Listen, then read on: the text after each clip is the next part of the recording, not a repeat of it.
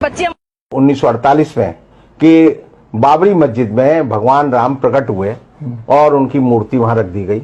और उसके बाद आपने देखा कि 6 दिसंबर 1992 को बाबरी मस्जिद, जैसे मुसलमान कहते हैं, शहीद हुई और हिंदू लोग कहते हैं कि हमने उसे ढा दिया कि कलंक के प्रतीक को हमने ढा दिया। उसके बाद ये मामला सुप्रीम कोर्ट चला। अब सुप्रीम कोर्ट में चला तो सुप्रीम कोर्ट का एक बड़ा विचित्र फैसला है, जो मैं तो यानी मैं कानून पढ़ता हूँ, अकल की बात सोचता हूँ और कई बार मैं सत्य अन्वेषण करने की कोशिश करता हूँ। तो उस फैसले में 3 बातें बड़ी विचित्र लिखी गई कि पहली बात तो मूर्तियां वहां जबरदस्ती रखी गई, दूसरी ये कि मस्जिद को ढहाना जो है एक आपराधिक कृत्य था, तीसरा यह है कि जो मस्जिद थी उसके नीचे कोई मंदिर नहीं था, और चौथी बात यह है कि जिन लोगों ने मस्जिद ढहाई उनको सजा मिलनी चाहिए। और ये 4 बात कहने के बाद बड़े 5 विद्वान जो न्यायाधीश थे उन्होंने कहा लेकिन यहां पर राम मंदिर बनना चाहिए क्योंकि ये जन आस्था का विषय है। तो इसका मतलब यह है कि सारी बातें जो है सुप्रीम कोर्ट ने जो न्यायिक अपने तराजू पर तोली वो सारी गलत निकली, लेकिन वो भी जो है उनके मन में भी एक तरह से एक हिंदुत्व हावी हो गया और उन्होंने कहा यह मंदिर बनना चाहिए। अब ये सवाल है कि हिंदुओं के बीच में ये मान्यता 70 साल में बैठाई गई है कि भगवान राम जो है जिस जगह पैदा हुए वह वही जगह है जहां बाबरी मस्जिद थी,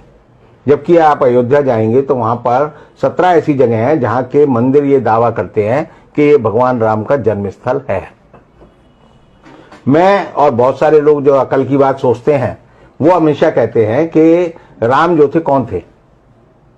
राम दशरथ के बेटा थे। दशरथ कौन थे? दशरथ राजा थे। राजा का बेटा कहां पैदा हुआ? महल में पैदा हुआ। तो महल कहां था? जहां राम पैदा हुए वो महल होना चाहिए। अब उस महल को ढूंढने के लिए ही जो है बाबरी मस्जिद ढहाने का मामला किया गया, और जब उस जगह को अब मंदिर बनाने की बात शुरू की गई बड़े जोर शोर से, तो पता चल रहा है कि मंदिर की जो जमीन है उसके 200 फीट नीचे जो है रेत है और रेत के नीचे सरयू बह रही है। इसका मतलब जो है अगर हम ये माने कि 5000 साल,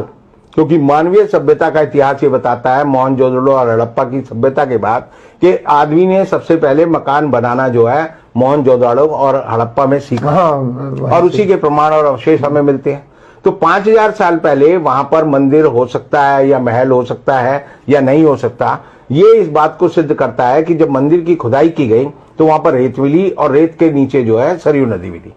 तो इसका मतलब यह हुआ कि वहां पर पहले कोई अयोध्या में कोई महल नहीं हो सकता, उस जगह पर रेत पे कोई महल नहीं बनाएगा। ये तो एक तरह से लोकोक्ति है कि रेत पे महल बनाना, तो वो नहीं हो सकता। और इसका मतलब यह है कि जो पूरा आडंबर 70 साल में खड़ा किया गया गलत है। अब सवाल यह है कि पोल खुल जाएगी। आपने जो कहा और मैं भी मानता हूं कि जब भी कोई मंदिर बनता है, मस्जिद बनती है, कोई गुरुद्वारा बनता है तो कार सेवा करते हैं लोग, उसमें सहयोग करते हैं, ईंट दर ईंट जो रखी जाती है जनता के सामने और जनता लगाती है। अब जो है यूपी सरकार ने और राम मंदिर राम जन्मभूमि जो निर्माण न्यास है वो कह रहा है जी इसको गुप्त रखा जाए,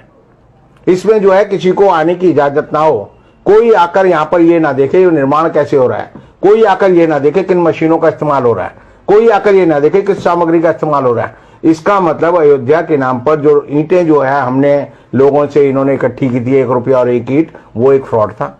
और दूसरी बात यह है कि ये ऐसा क्यों किया जा रहा है? ऐसा ये किया जा रहा है कि जब 5 अगस्त को मोदी जी ने वहां पर आधारशिला रखी, शिलान्यास किया, भूमि पूजन किया, तो उसके बाद 7 महीने में वहां पर 12 खंबे खड़े किए गए, और वो खंबे जब खड़े किए गए तो जैसे ही वो खड़े किए जाते थे तो वजन से वो जो है टेढ़े हो जाते थे, और जब वो टेढ़े हो गए तो ये बात हुई कि भाई ये ऐसा ये किया जा रहा है कि जब 5 अगस्त को मोदी जी ने वहां पर आधारशिला रखी,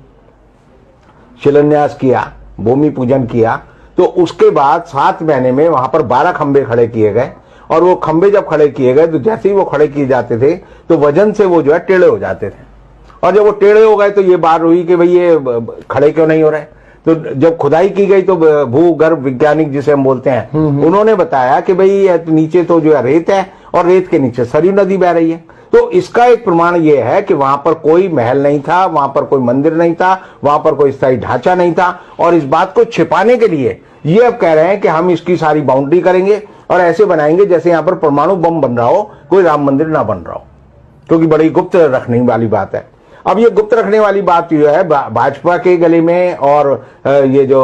हिंदू महासभा है उसके गले में और ये जो ट्रस्ट के लोग हैं इनके गले में और आरएसएस के गले में एक पत्थर की तरह लटक गई है कि हम जो है किसी को घुसने नहीं देंगे, बताएंगे नहीं, क्योंकि अब ये जो है हिंदुस्तान के वैज्ञानिकों से और हिंदुस्तान की निर्माण कंपनियों की जगह जो है विदेशी कंपनियों का सहयोग लेकर एक ऐसा मंदिर बनाएंगे जो कि नदी पे बहता हुआ मंदिर हो या नदी की बालू पे बना हुआ मंदिर हो, और इसलिए उसको छिपाने के लिए कि ये जो है राम के नाम पे तो पत्थर तैर जाते थे। हमारे उसमें रामायण में लिखा है, रामचरित मानस में लिखा है, पत्थर पे लिख दो राम तो वो तैरता है। और ये जो है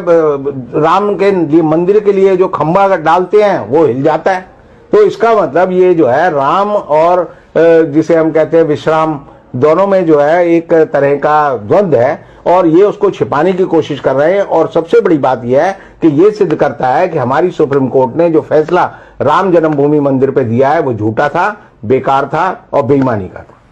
बहुत बहुत शुक्रिया आपका कि आपने